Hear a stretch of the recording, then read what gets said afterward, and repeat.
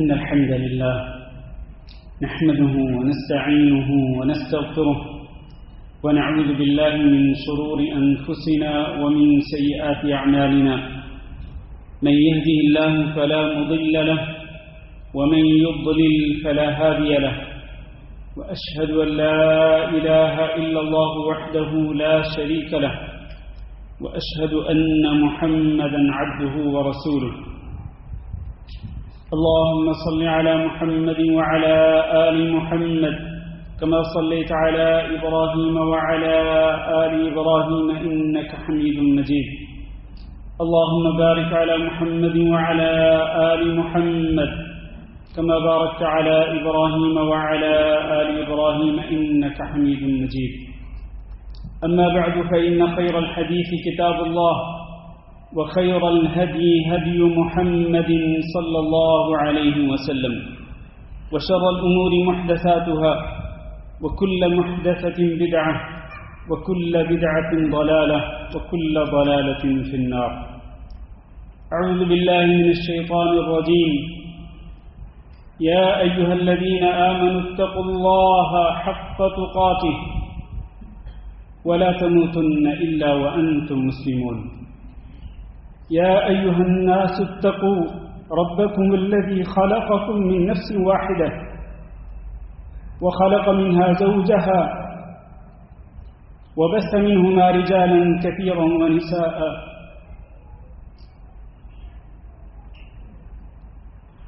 واتقوا الله الذي تساءلون به والأرحام إن الله كان عليكم رقيبا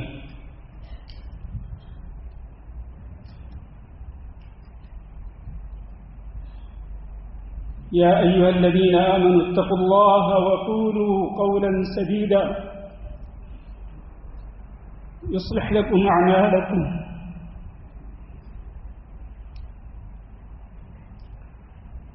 ويغفر لكم ذنوبكم ومن يطع الله ورسوله قد فاز فوزا عظيما انتهائی قابل احترام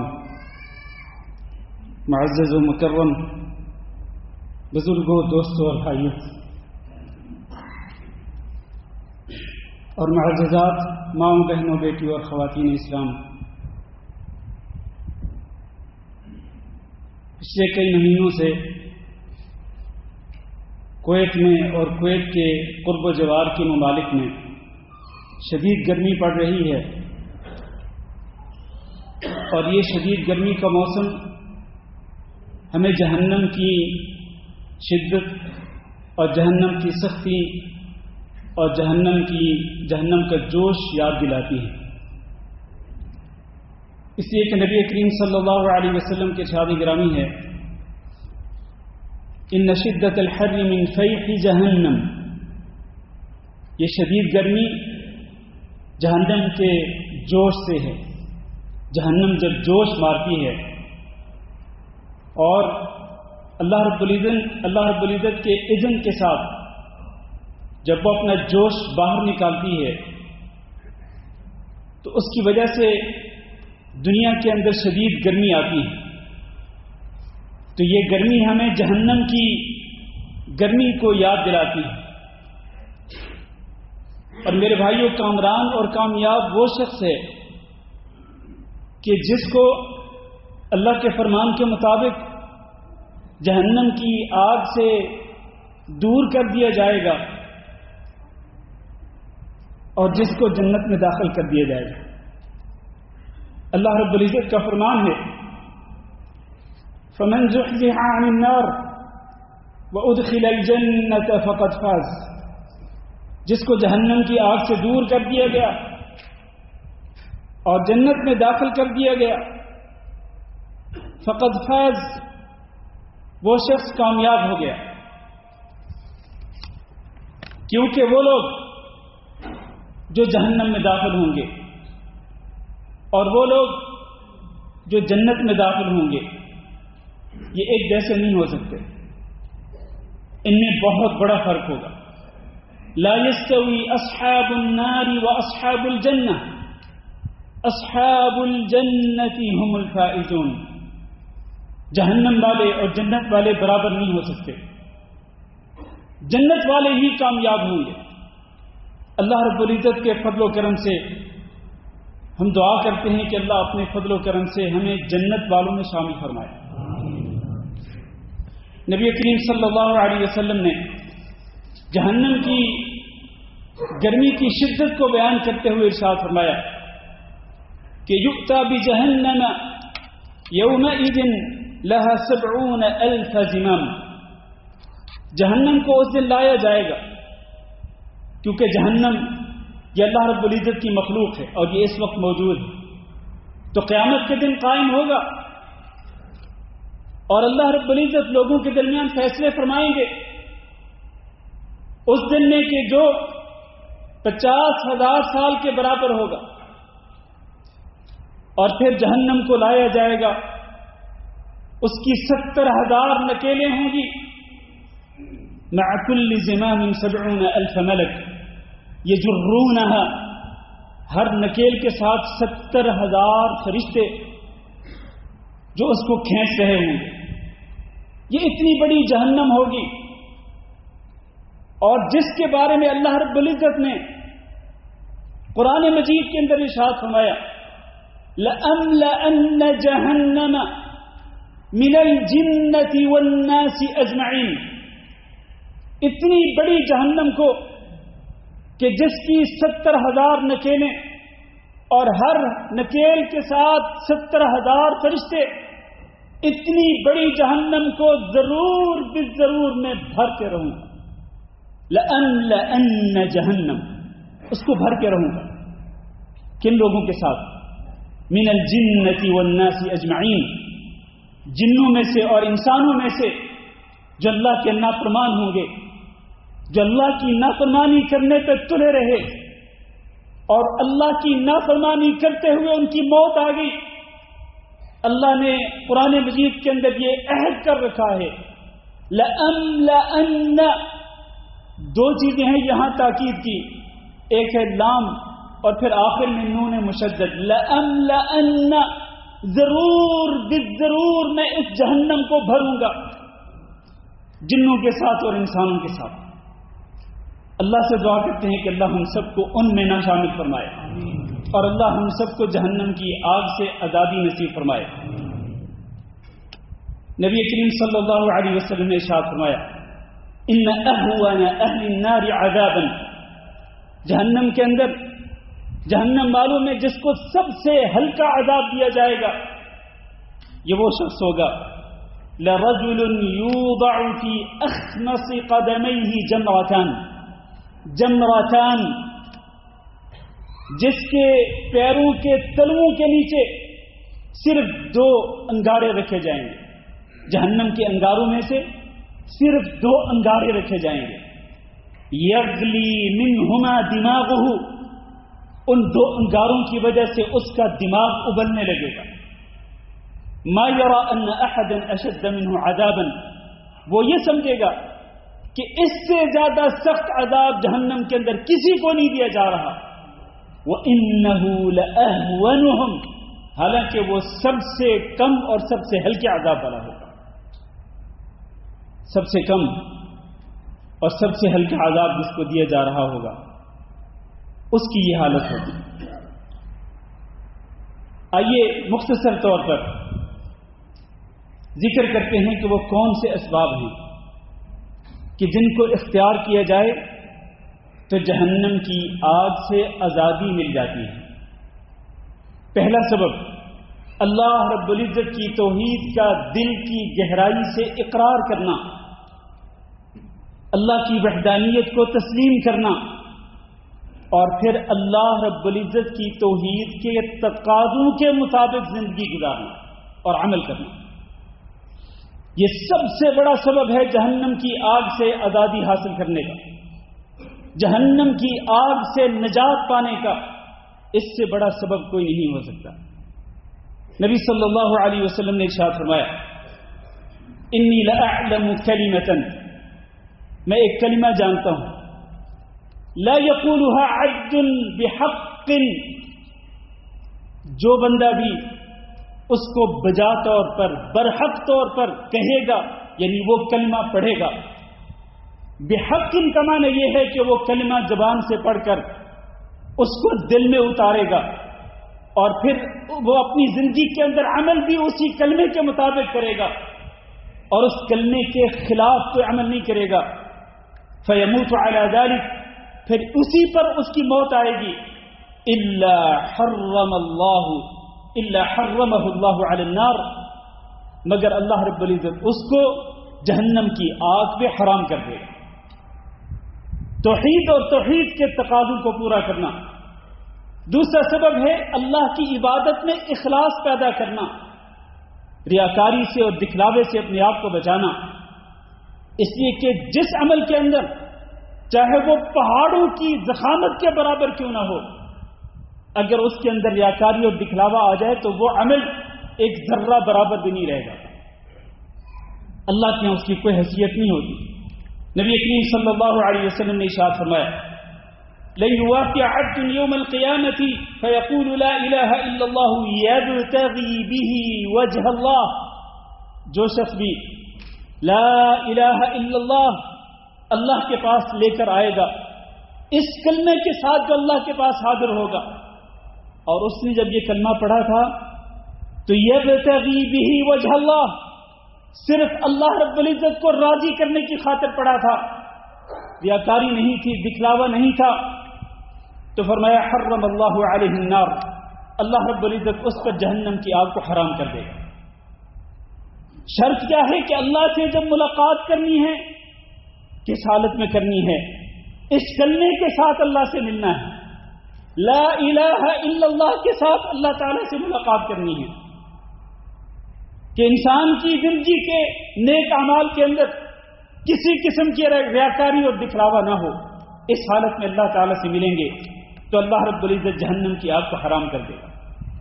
تیسرا سبب، پانچوں نمازیں پابندی کے ساتھ پڑھنا اور نمازوں کے معاملے میں کسی قسم کی غفلت اور کسی قسم کی سستی نہ کرنا.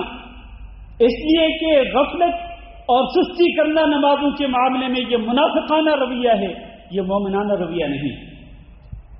لا یأتون الصلاة الا وهم کسالى، یہ منافقوں کی نشانی ہے کہ نماز کی طرف آتے ہیں تو انتہائی سستی کے ساتھ آتے ہیں.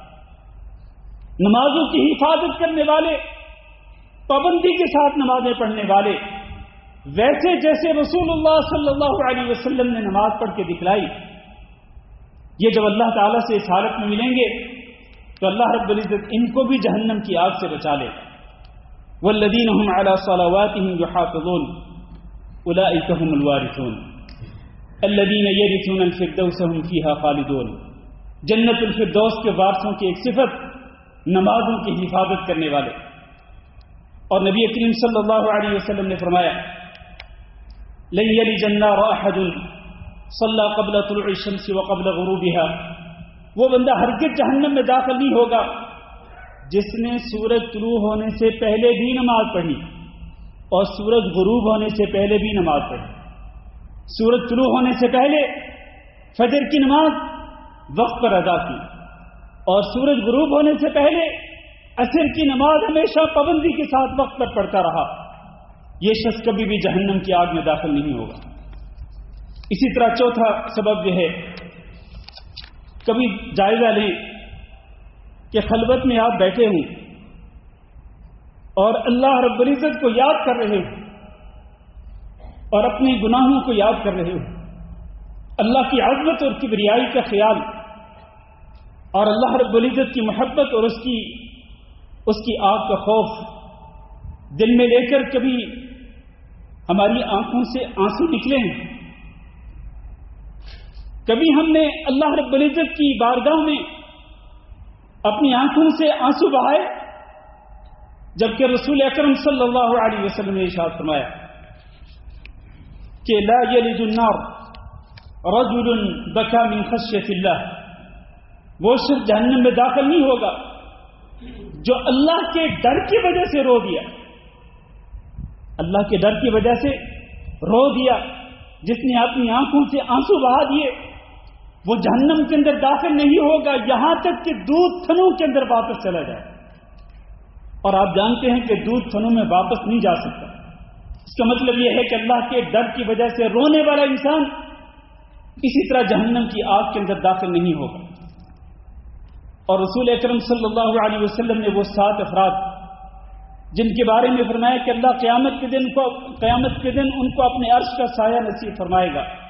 ان میں سے ایک رجل ذکر اللہ خالیا ففاضت عیناہ، جس نے خلوت میں اللہ رب العزت کو یاد کیا، اس کی مغفرت کو یاد کیا، اس کی عظمت و کبریائی کو یاد کیا، اس کی بڑائی کو یاد کیا، اس کی جنت و دوزخ کو یاد کیا، اور پھر اپنے دامن کی طرف جھانک کر اپنے گناہوں کو یاد کر کے اس نے اپنی آنکھوں سے آنسو بہا دیے. یہ وہ خوش نصیب ہے کہ جس کو اللہ رب العزت قیامت کے دن اپنے عرش کا سایہ نصیب فرمائے گا. یہ وہ سبب ہے کہ جس کے ساتھ آپ جہنم کی آگ سے آزادی حاصل کر سکتے ہیں. 5واں سبب دعا کرنا. والذین یقولون ربنا اصرف عنا عذاب جہنم. عباد الرحمن کی جو صفات اللہ تعالیٰ نے سورۃ الفرقان کے آخری رکوع کے اندر ذکر فرمائی، ان میں سے ایک صفت یہ کہ وہ یہ دعا بھی کرتے ہیں کہ ربنا اصرف عنا عذاب جہنم، اے ہمارے رب ہم سے عذاب جہنم کو دور کر دے.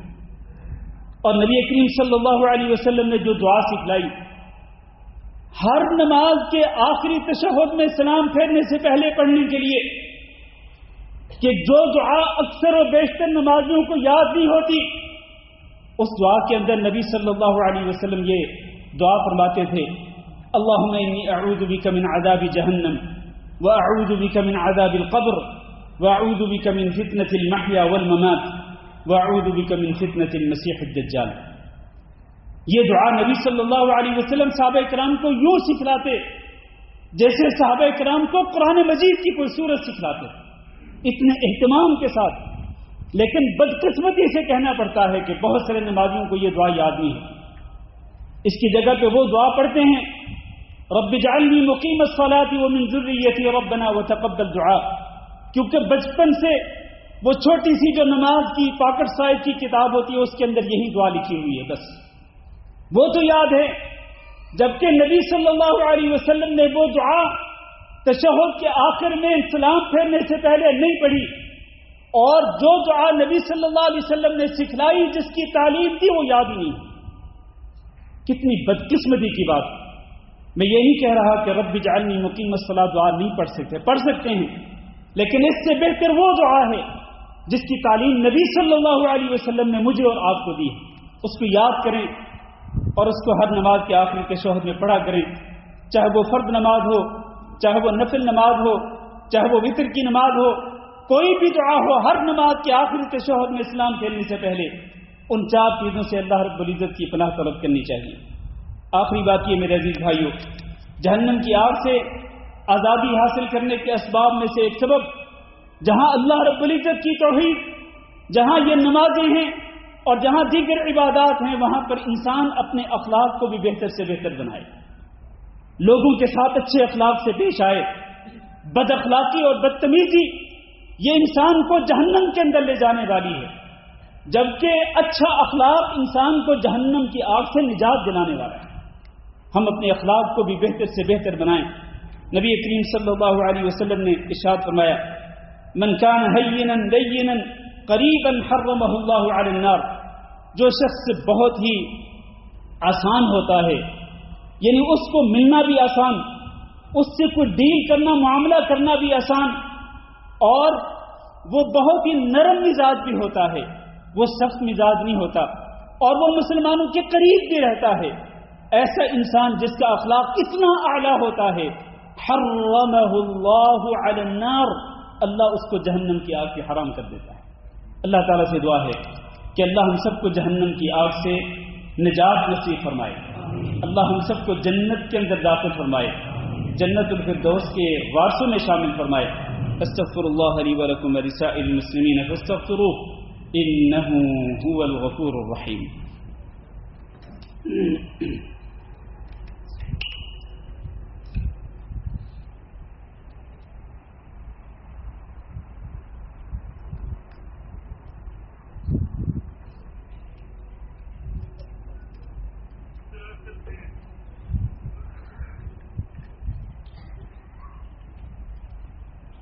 إن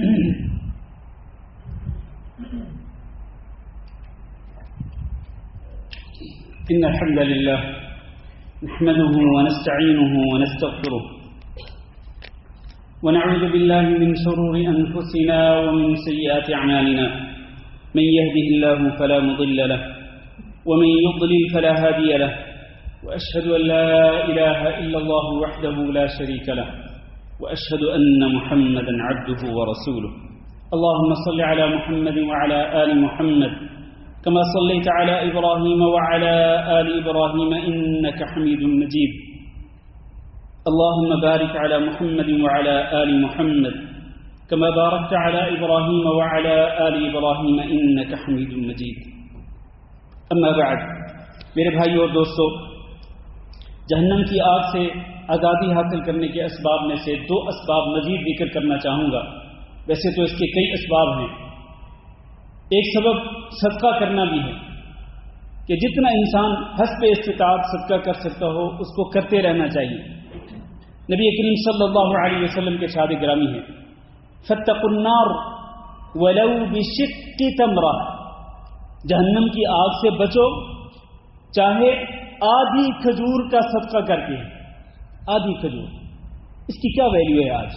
اس دور کے اندر اس کی ویلیو تھی کہ اس دور کے اندر تو لوگوں کا گزر اوقات ہی کھجور اور پانی پہ ہوتا تھا۔ اس دور کے اندر یوں سمجھ لیں کہ یہ کھجور سب سے مہنگی غذا اور خوراک تھی، اور آج تو اس کی کچھ ویلیو ہی نہیں ہے۔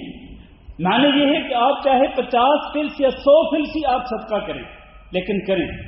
اگر آپ جہنم کی آگ سے بچ سکتے ہیں صرف 50 فلس صدقہ کر کے یا کوئی بھی معمولی چیز صدقہ کر کے، اگر آپ جہنم کی آگ سے بچ سکتے ہیں تو ضرور بچیں۔